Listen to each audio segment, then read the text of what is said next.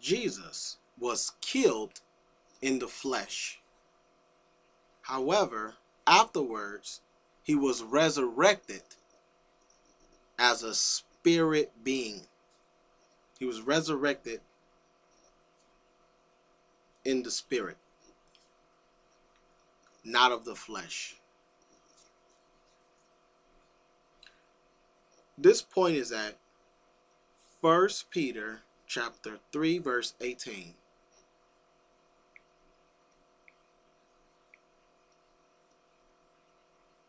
That's 1 Peter chapter 3 verse 18,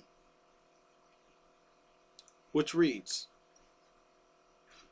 "For Christ died once for all time for sins, a righteous person for unrighteous ones, in order to lead you to God. He was put to death in the flesh, but made alive in the spirit."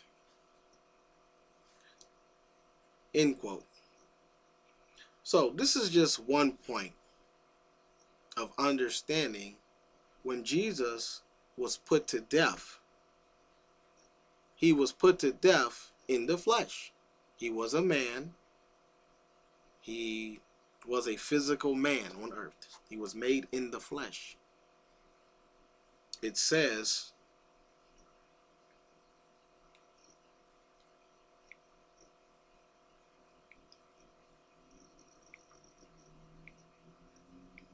the Word became flesh.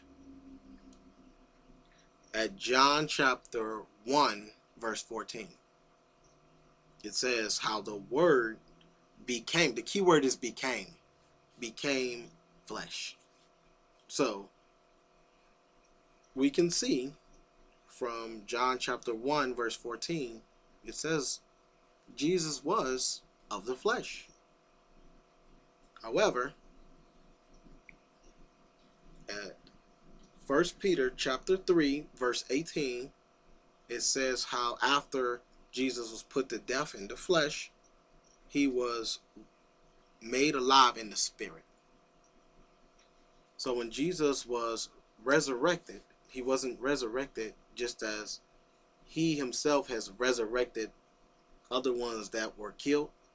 Like when Jesus resurrected Lazarus and he resurrected a dead little girl, they were resurrected in the flesh.